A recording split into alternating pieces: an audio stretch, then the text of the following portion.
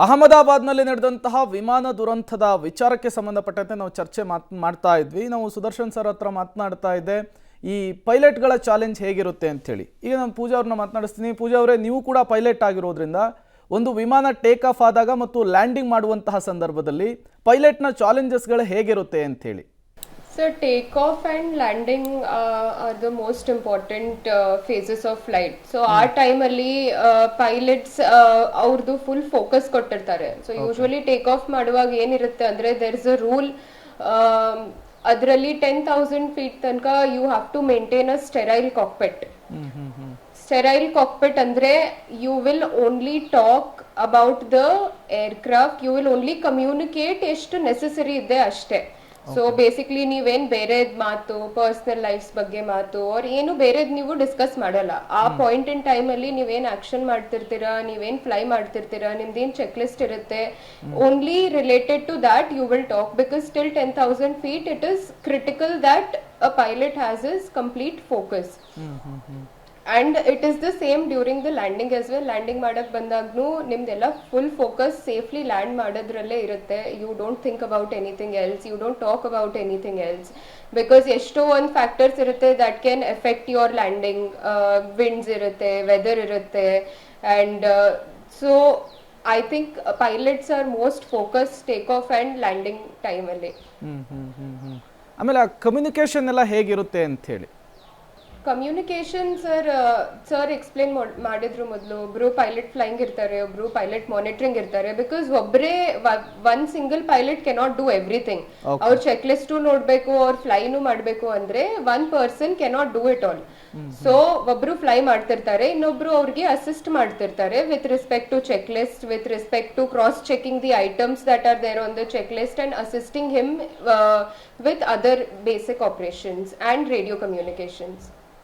Normally ಒಂದು flight ಅಲ್ಲಿ ಈಗ ಹೋಗಬೇಕು ಅಂತಂದಾಗ ಎಷ್ಟು ಜನ ಒಳಗಡೆ ಸಿಬ್ಬಂದಿ ಇರ್ತಾರೆ? ಒಂದು ಪೈಲಟ್, ಒಂದು ಕೋ ಪೈಲಟ್, ಜೊತೆಗೆ ಏರೋಸ್ಟಸ್ ಎಷ್ಟಿರ್ತಾರೆ ಒಳಗಡೆಗೆ?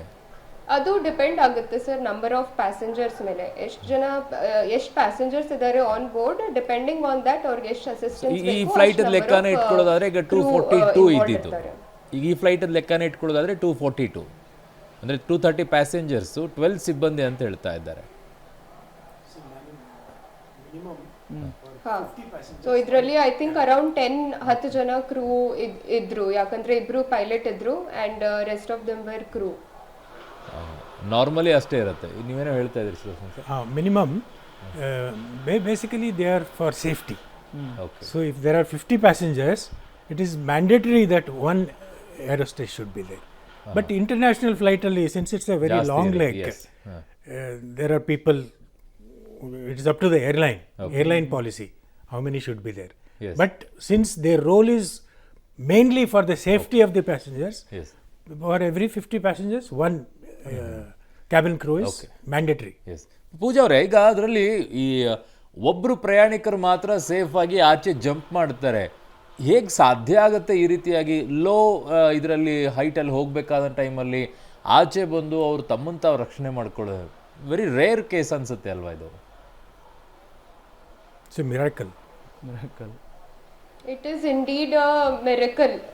ಅವರು ಸೇವ್ ಆಗಿದ್ದಾರೆ ಅಂದ್ರೆ ಅವ್ರು ತುಂಬಾ ಲಕ್ಕಿ ಇರ್ಬೋದು. ಆ ಟೈಮಲ್ಲಿ ಆಬ್ವಿಯಸ್ಲಿ ಈ ತರದ್ ಯಾವುದು ಯಾರ ಜೊತೆನೂ ಈ ತರದ್ ಏನೋ ಒಂದ್ ಆಗಿದೆ ಸಿಚುವೇಶನ್ ಅಂದ್ರೆ ಆ ಟೈಮಲ್ಲಿ ನಿಮ್ ಸರ್ವೈವಲ್ ಇನ್ಸ್ಟಿಂಕ್ಟ್ ನಿಮ್ ಹತ್ರ ಇದ್ದೇ ಇರುತ್ತೆ. You will try your best to save yourself if it is possible. So maybe ಆ ಟೈಮಲ್ಲಿ ಅವ್ರು ಏನ್ ಮಾಡಿದ್ರು, ಏನ್ ಆಕ್ಷನ್ ತಗೊಂಡ್ರು, ಹೆಂಗೆ ಅವ್ರು ಜಂಪ್ ಮಾಡಿದ್ರು, ಹೆಂಗ್ ಹೊರಗೆ ಬಂದ್ರು ಅಂತ ಅದು ನಮ್ಗೆ ಇವಾಗ ಇಮ್ಯಾಜಿನ್ ಮಾಡಕ್ ಆಗಲ್ಲ. But definitely he must have tried his best ಆ ಪಾಯಿಂಟ್ ಅಲ್ಲಿ ಅಂಡ್ ಲಕಿಲಿ ಹಿ ವಾಸ್ ಸೇವ್ಡ್. ಅದು ಸಾಧ್ಯತೆ ಇದೆ ಒಬ್ಬ ಪ್ಯಾಸೆಂಜರ್ ಅಲ್ಲಿ ಎಮರ್ಜೆನ್ಸಿ ಡೋರನ್ನು ಓಪನ್ ಮಾಡ್ಕೊಂಡು ಒಬ್ಬನೇ ಆಚೆ ಬಂದು ಜಂಪ್ ಮಾಡುವಂತ ಇರುತ್ತೆ ಪೊಸಿಷನ್ ಆ ಟೈಮಲ್ಲಿ? So, emergency doors are designed in a way that passengers can help themselves in case ಅವ್ರಿಗೆ ಅದ್ರದ್ದು ಯೂಸ್ ಮಾಡ್ಬೇಕಂತ ಬಂತಂದ್ರೆ. and this is the reason why even before the flight ನಿಮ್ಗೆ ಏರ್ ಹೋಸ್ಟೆಸ್, ಸ್ಟುವರ್ಡ್ಸ್ ಅವರೆಲ್ಲರೂ ನಿಮ್ಗೆ ಪ್ರಾಪರ್ಲಿ ಬ್ರೀಫಿಂಗ್ ಕೊಡ್ತಾರೆ. ಇದು emergency door in case of emergency ಹೆಂಗೆ ಓಪನ್ ಮಾಡಬೇಕು, ಏನ್ ನೀವು ಇನ್ಸ್ಟ್ರಕ್ಷನ್ಸ್ ಫಾಲೋ ಮಾಡಬೇಕು ಅಂತ. So it is very important that people understand ಅವ್ರು ಏನ್ ಹೇಳ್ತಾರೆ ಅದ್ ನಿಮ್ ಸೇಫ್ಟಿಗೋಸ್ಕರ ಹೇಳ್ತಾರೆ, ಯಾವಾಗ್ಲೂ ಏನು ಆಗ್ಬಹುದು during any phase of flight. So I think it is important that people carefully listen to their instructions. Yoganand sir, something miracle, ಆ ವ್ಯಕ್ತಿ ಹಣೆ ಬರ ತುಂಬ ಗಟ್ಟಿಯಾಗಿತ್ತು, ಸಾವನ್ನೇ ಗೆದ್ದು ಬಂದಂಥ ವ್ಯಕ್ತಿ ವಿಚಾರದಲ್ಲಿ ಹೇಳೋದಾದರೆ ಯೋಗಾನಂದ್ ಸರ್?